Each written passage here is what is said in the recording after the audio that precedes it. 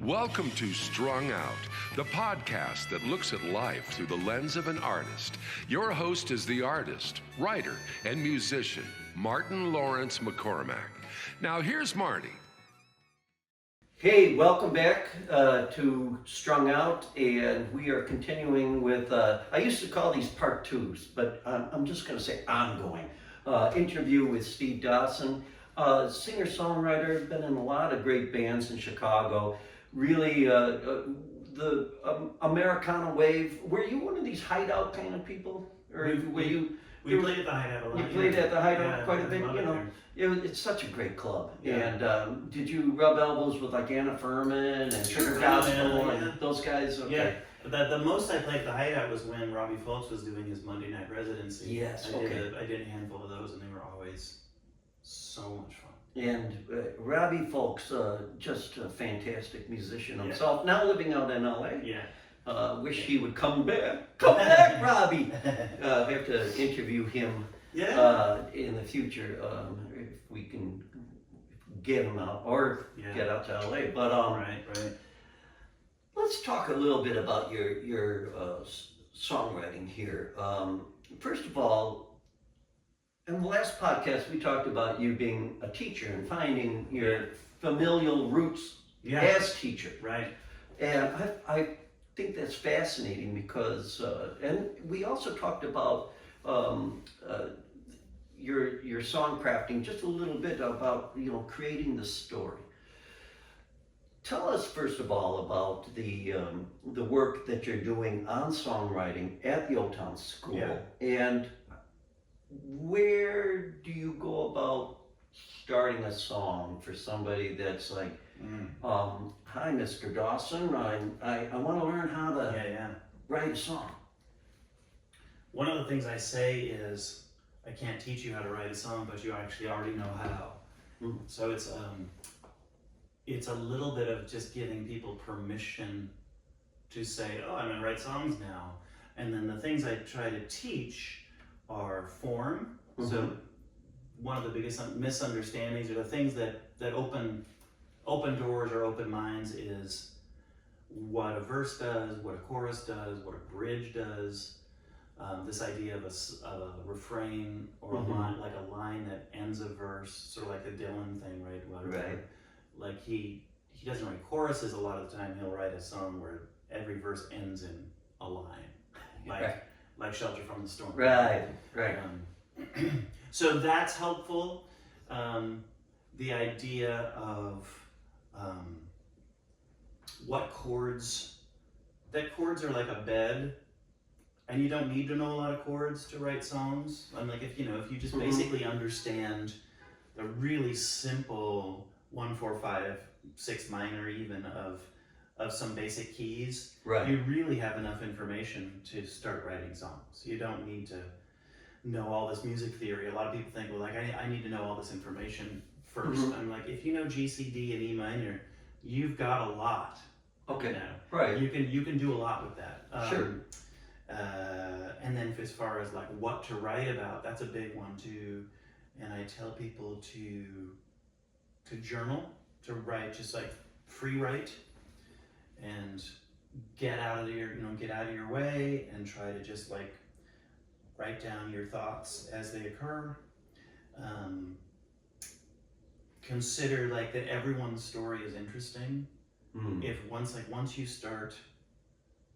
get beyond like the surface stuff, everyone has interesting things in their life. Struggles, loves, lost loves, family things, friendships, people that have died, people that have births, celebrations of people's, or like even like anger, and all that stuff, like the sort of meat of just being alive.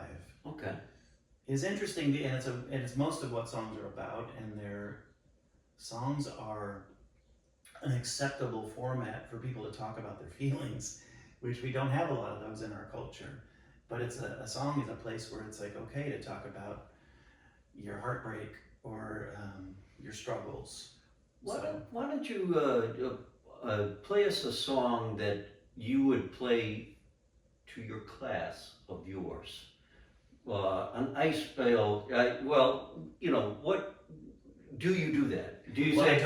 I don't. Okay, you don't. Interesting. Okay. I try not to because I had a teacher at Berkeley who was a great teacher, and he would use great examples of songs. So he'd here's a Joni Mitchell song, here's a Paul Simon song where this happens, and here's one of mine where I use this technique, and his songs were terrible. Terrible. And I was so embarrassed for him. Oh God, that's great though. It's like you're playing a Paul Simon song that's brilliant. Okay. And it's a brilliant distillation of how this thing works. And then here's mine, and I'm like, oh God. But look, folks, this guy has some credibility. I mean, you've proven yourself.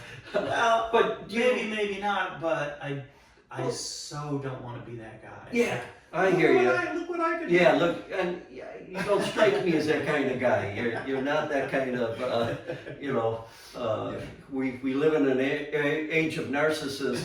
You're not in that club, buddy. But grab the guitar anyway, and one of the songs I would actually use as an example is that very first one I played, which is the Saskatchewan to Chicago song, because it's a good example of a couple of things. One is it's just a 12-bar form, so it's a blues form, which is a form that's been used literally thousands of times, as you know, in so many songs. But it doesn't sound like a blues, but it is. It's a 12-bar form. The other is, so it's as far as chords, it's well, there's a template. You could use that template and write some songs, and it's going to sound good. It's a proven form. Right. The other is that this is something I had to learn that I think I learned through teaching, is that it's incredibly specific to my life. And even as I was writing it, I was like, no one cares about this. Why would anyone care about where my great-grandfather was born, where my family moved to, jobs my grandfather had? It has nothing to do with anything anyone's interested in. It's only my story. But I will say that song is one of the ones that people like the most of the songs I've written. And what that tells me, and what people have told me, is that it's not so much the details of your life that are interesting, it's that it makes me reflect on my own story. So it's so you're, and I think you even said, that makes me think of my descendants from, the Canadian roots, and just the feeling of West, being out West, and I'm not going to have you play that since you played that, but you have to go to the first podcast and listen to the song. I love the simplicity of it. Right. And maybe that's the one thing people get hung up on, is that if you just you're talking about speaking from the heart, but speaking in simple, straightforward structure, language. Repetition. People are afraid to repeat stuff. Now I want to hear I want to hear one of those bad songs that. I just think that there's always a television plot in people's lives, and that's one that I would see. And here's a song I wrote. Oh God! I don't know if other people in the class felt that, but I wasn't. But I every time I was just like, no. Oh yeah, it's just so painful, so painful. Well, you paid your dues. Give us a song, just any one that, and it doesn't, have to be representative of your teaching, but one that you feel like, here's a good songwriting style. This is one that's been good to me, so to speak. This is a song. This is on a Dolly Parton record.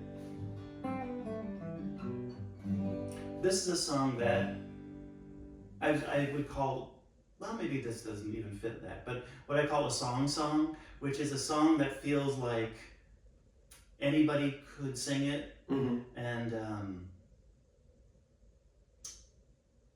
it's not just personal, autobiographical, it's not sort of idiosyncratic, it's more like a song that you're like, oh, anyone could sing that song. Merle Haggard could sing that song, or name any number of great song stylists that sing. So this, I and a lot of people I know are always striving to write songs, and it's so hard. It is hard. We'll get into more of that. What's this song called? This song is called "The Thing You Love Is Killing You," and this is the only song of mine that like other people have covered. Oh, okay. Like Robbie sung this song at shows, and this woman in England recorded a version of it. So Nice. I see your face.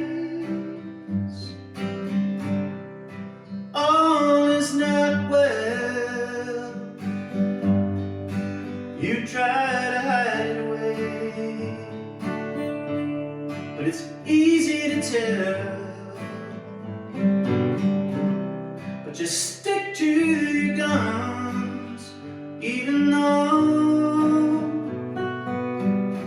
you know it's true. The thing you love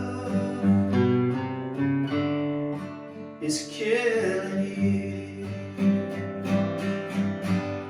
When you were a kid, inspiration called.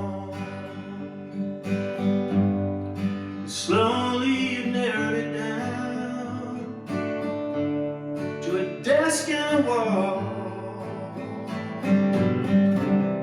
You pour out your soul to a world whose indifference is spelled out for you. The thing you love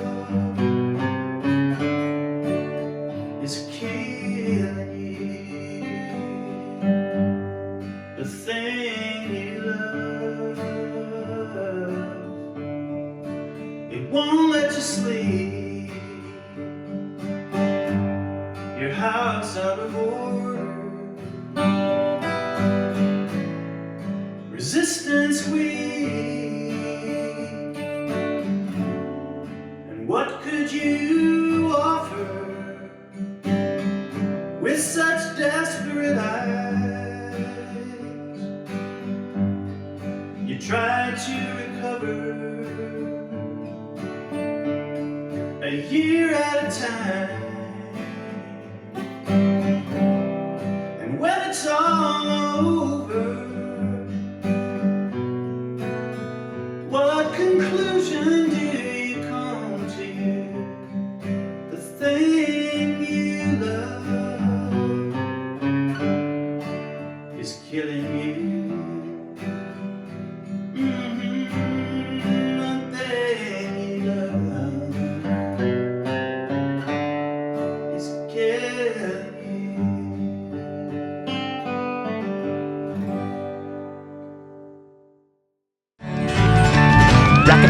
Rocky Mountain Express, coming home for good this time, home for good this time. Ooh.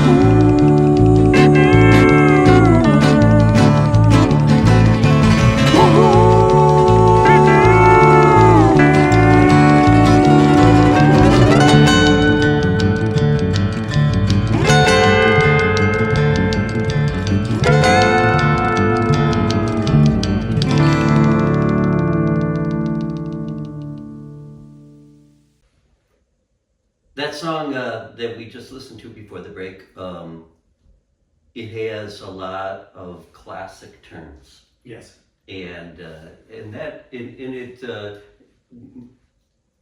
makes me want to ask you, who are your heroes, your inspirational heroes for songwriting? Then There's so many.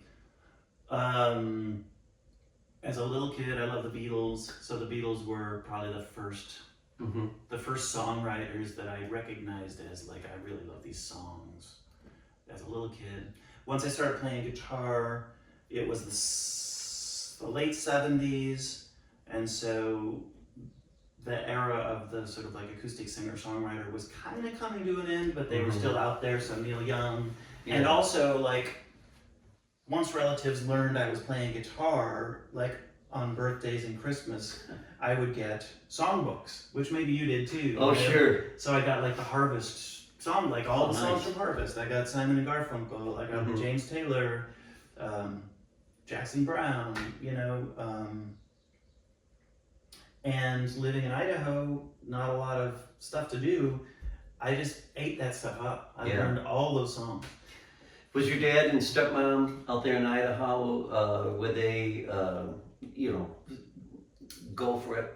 I mean, were they very supportive They were of it? supportive, yeah. Wonderful. They were supportive, yes. Which is an important thing, to Yeah. have that confidence, Yeah. because that makes you take that leap of faith to write a song Totally. and put it together without fear of ridicule or somebody laughing at you, Yeah, funny. I had a strange amount of confidence in high school. Like I would like when the school would do a band concert, like Mhm. the school band and choir. I somehow talked my way into like between the band and the choir to let me come out and sing songs. I mean, I don't know why. Now I'm like, oh my God, how did I have the confidence to I say think like, it's great. you should let me come out and sing a song? And they're like, all right. Yeah, No, but why not? how wonderful that you were able to, Yeah. to find that, Yeah. that confidence. And is that something that you try to instill with your students at the Old Town with songwriting? Is that one of the things that you, see when you get somebody to write a song, you see a transformation taking place Yeah. in some ways. Yeah. I mean, one of the joys of being a teacher, Right. really, Yeah. right? Yes. To change a person's life in such a way. Is songwriting is about confidence, right? The confidence to be vulnerable, Yes. Yeah. but also Yeah, the yeah. confidence to trust yourself that you can Yeah. write something in such a way that it could be received by others Right. in a positive Yeah, no, it's a big deal. Mm-hmm.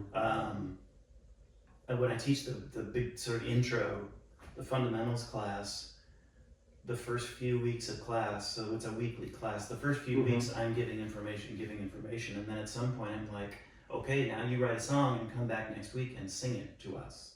Mm-hmm. And people are like, oh shit. I don't Yeah, know if I can swear on here or not, but you sure can, I guess. But I'll tell you, when they come in and play their song, it's a big deal, and there is confidence, there's a lot of fear, a lot of vulnerability, Mhm. but when they present a song and everyone listens to it, and then you say like, wow, this part of this song is really good, good job.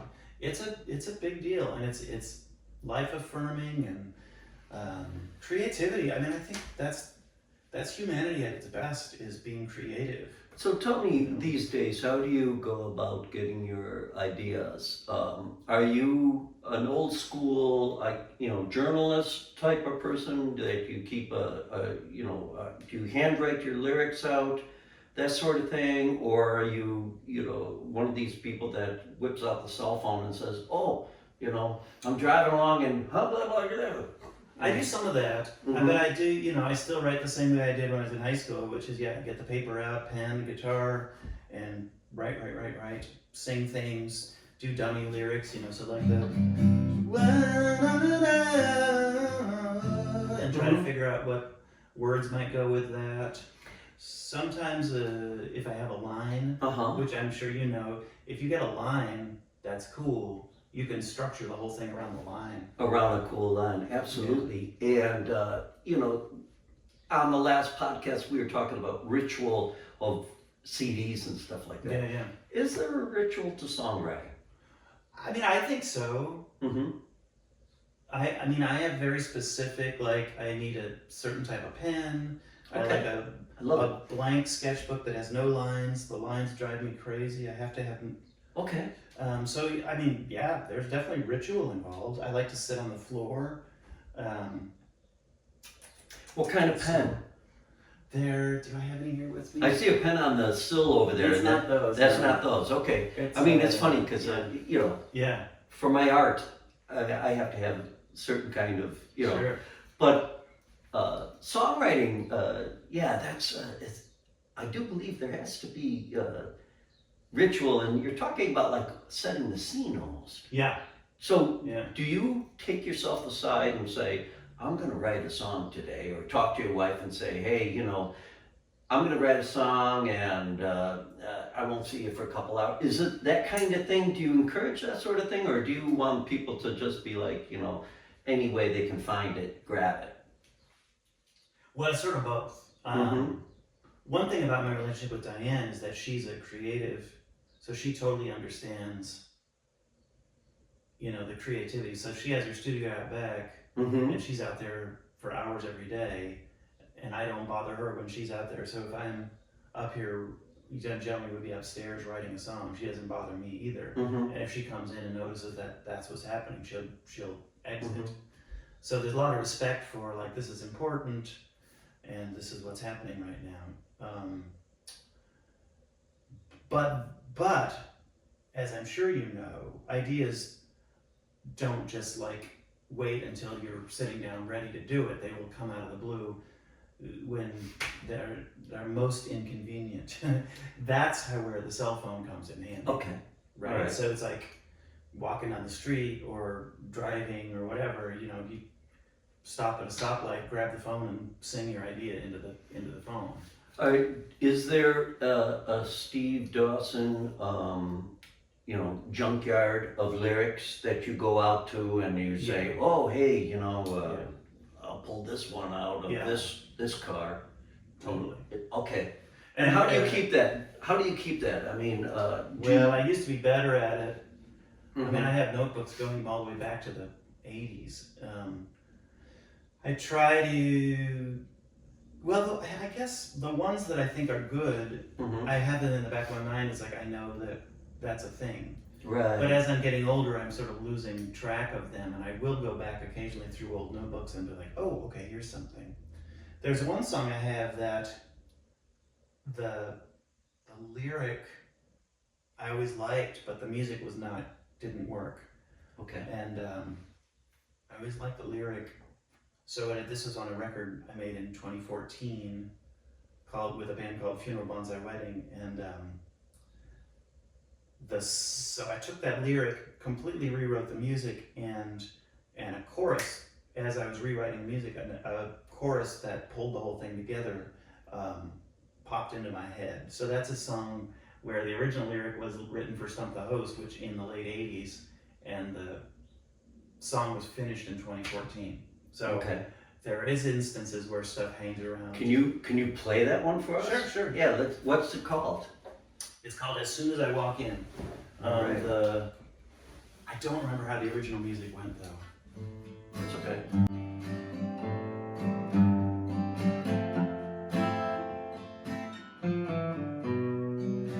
I wash my hands for good luck. I brought my traveling souvenirs. I walked for hours around the block, and every hour on the hour I ask myself what I'm doing here.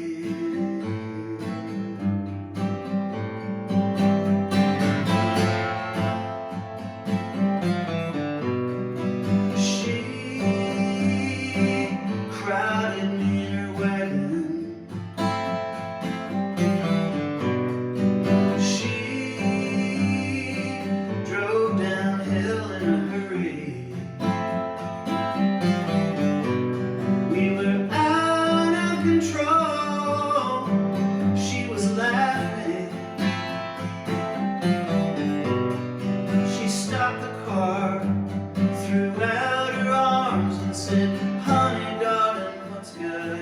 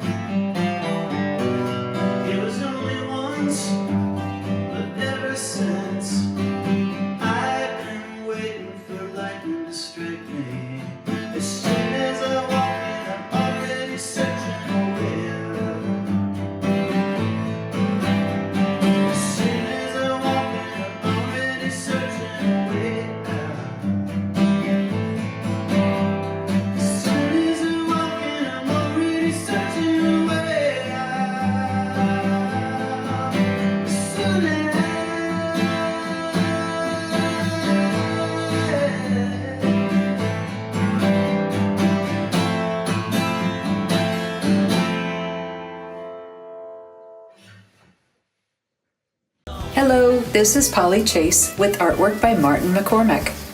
You'll recognize this painting, titled Centurions, from the newsletter. It is acrylic on canvas and measures 20 by 24. The vibrancy of this piece comes from Marty's use of two complementary colors, red and green, and a saturated cool blue sky that balances the red or implied heat of the scene. You'll notice that Marty applies his acrylics in a manner that produces a realistic image with a pointillist texture and color play. By placing those complementary colors nearly one on top of the other, he can achieve deep shadow areas with dazzling effect. Using his own photograph as a reference, Marty preserves the open, arid pathways that invite the viewer to venture among the prickly cacti. You can take a longer look at this piece and see more of Marty's artwork at martinmccormack.com.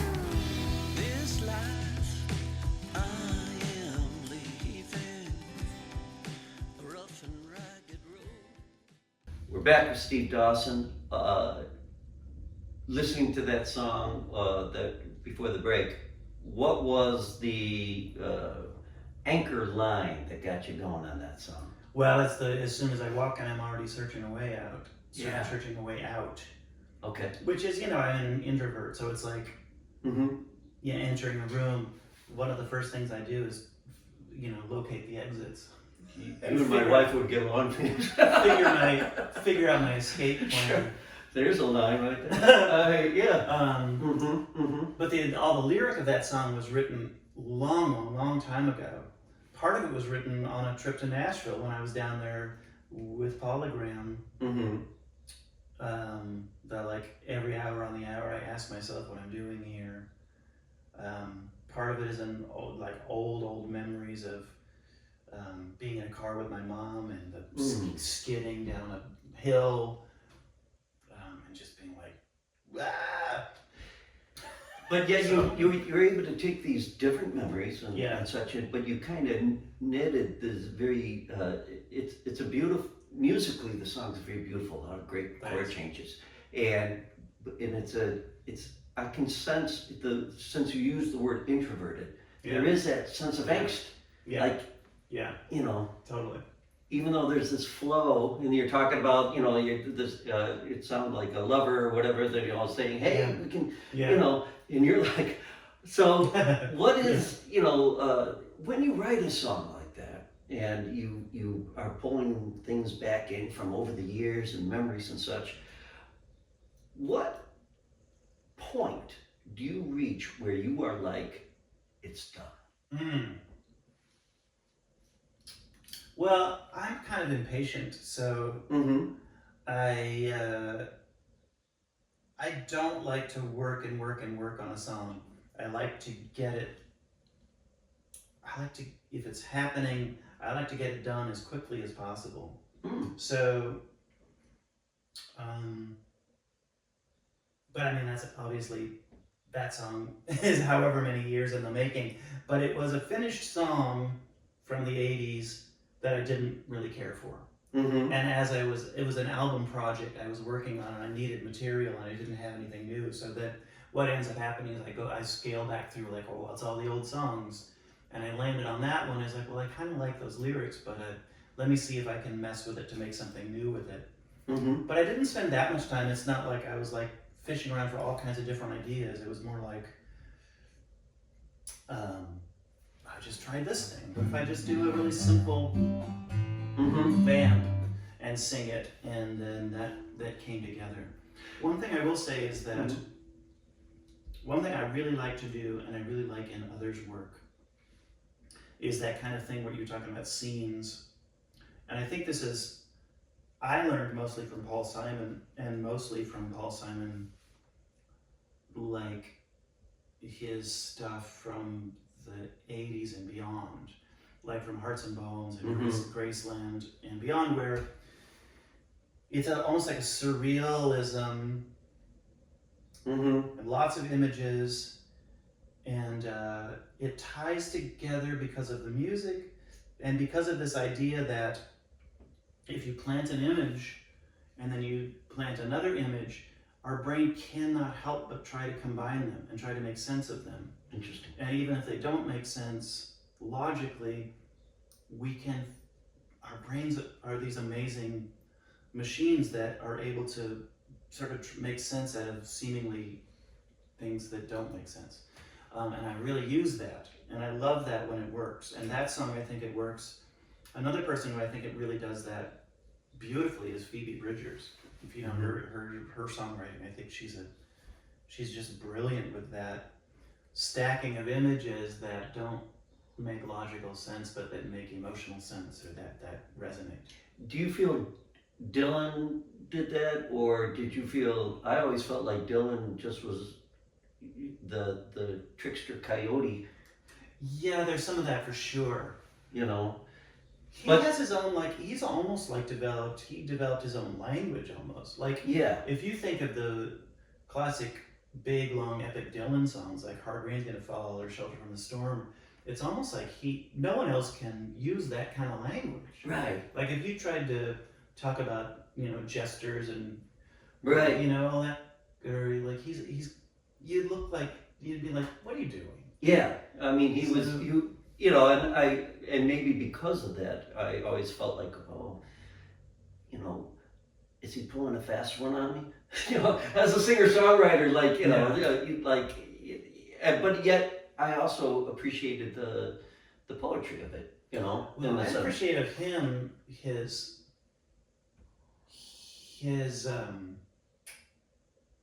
just outright confidence and just what's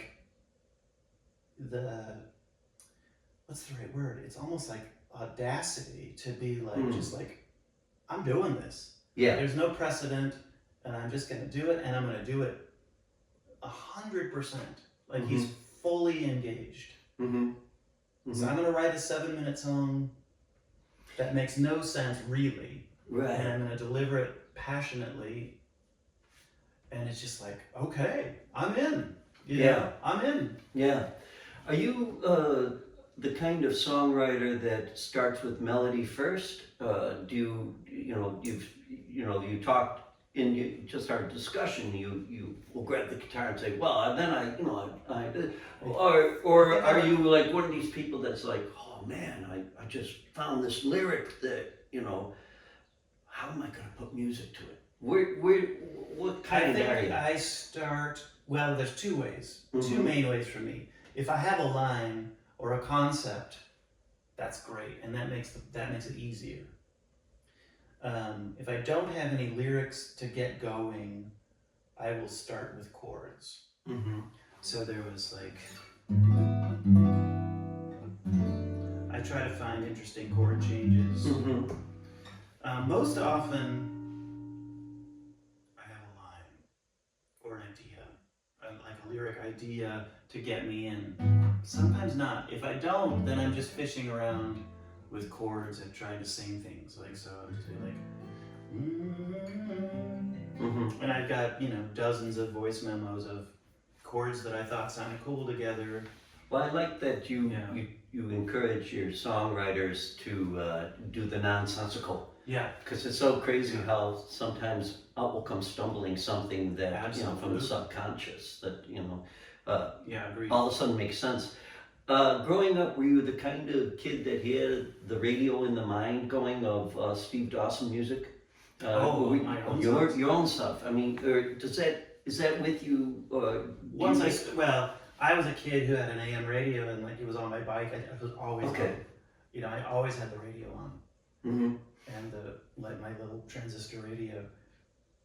And I just loved everything that was on the radio. Maybe not everything, but it was a great time though for us. It's funny. I'm thinking there was so many great songs. But I remember I'm teaching in my classes right now, Time in a Bottle, the Jim Croce song, which is a great song. But as I'm teaching it, I'm remembering when it came on the radio when I was, in 3rd grade. I was like, ugh, I don't want to hear that. It's like minor key and dark, and I was like, bah.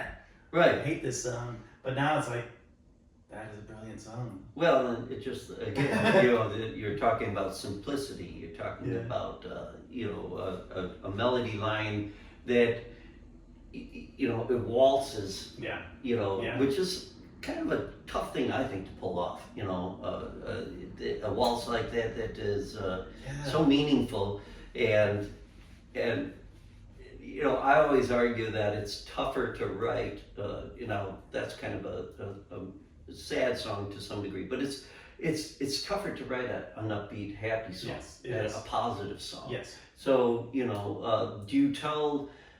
what do you tell your students?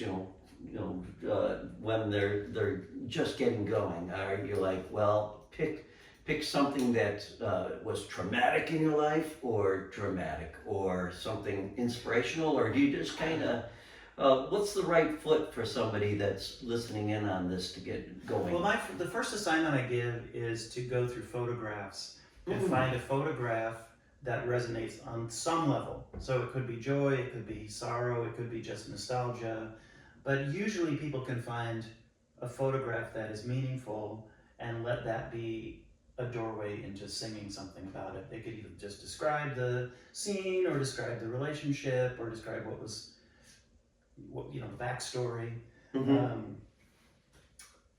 As far as I do get there's a lot of comments about, my wife says, why are you writing so many sad songs? And I had one guy ages ago drop out of the class because he's like, I don't want to be so filled with sorrow. I don't want to be expressing that. And I was just like, well, that's what happens. Songs are, as I was saying earlier, songs are an acceptable format or acceptable place for us to express feelings of vulnerability, Right. sorrow, heartbreak, mortality. It's a place in our culture where that's acceptable. So of course, that's what's going to start happening. And then I say, if you want to write songs that are positive, don't think like unbridled joy. Think gratitude first.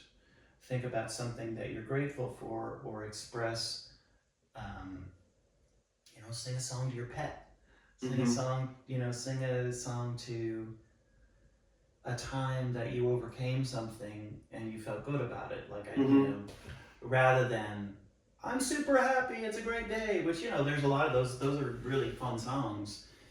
If you can pull it off. Yeah. Like the Beatles were able to pull off the happy songs that they wrote, they were able to pull it off, I think, because they were touching again, on very simple tenets of joy. There you go, Lee.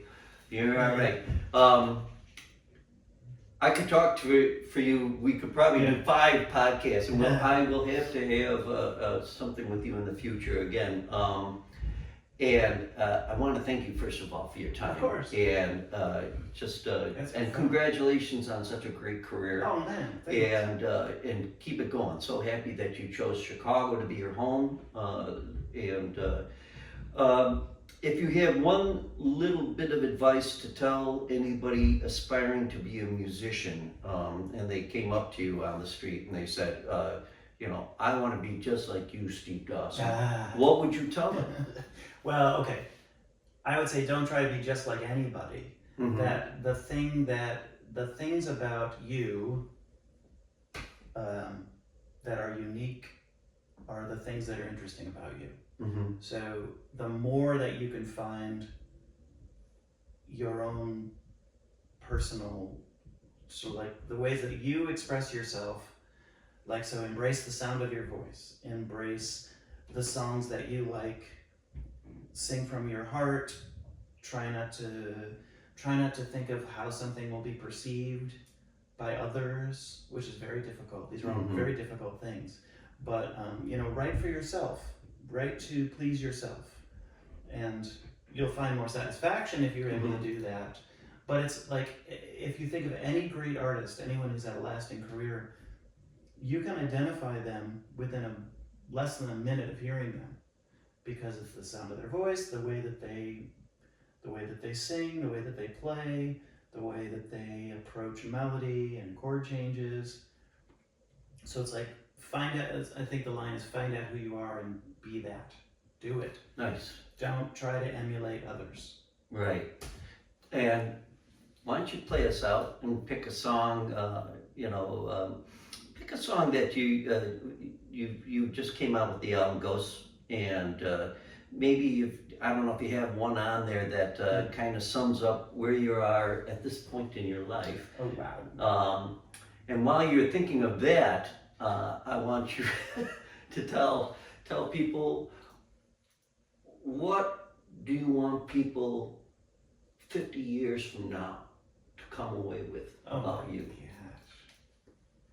I would say that I worked hard, I wrote some nice songs, and I put the work in. That it's like, good job. Yeah. That you could look back and say like, that guy did some good work. That's it. I think that's fantastic. Yeah. Yeah, give us one. Give us whatever you want, Okay. What's this one called? Yeah, the summing up of where I'm at that's a little bit too much. All right, well then narrow it down. The last 10 years. No. Just okay. This is a short song. Or whatever you want, This is from the previous record. Okay, but this cool. is a good one. This is a simple song, but I really like it, and it's called "The Spaces in Between."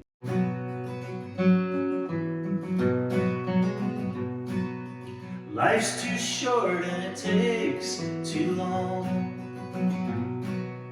Years fly by and the days drag on. I made a wish, it did not come true. I found other things to do.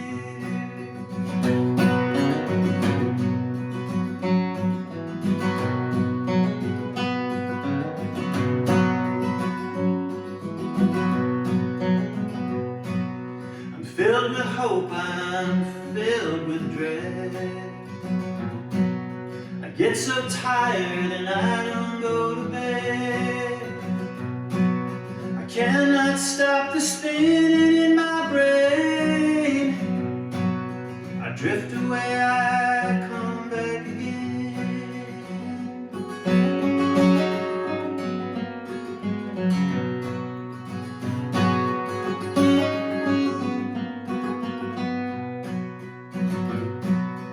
Wanna remember, I wish I could forget. A lifetime learning I haven't even started yet. It's all so easy, it's harder than it seems. The music comes from the spaces in between.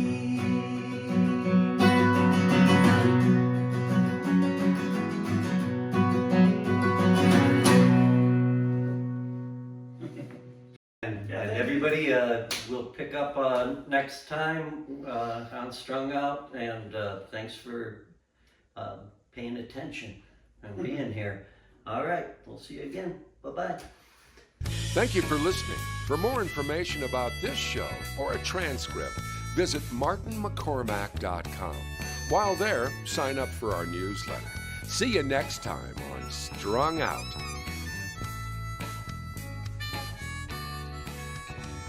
It's all so wrong, this pain we feel makes no sense at all. A swan song was a part of the deal, was no good.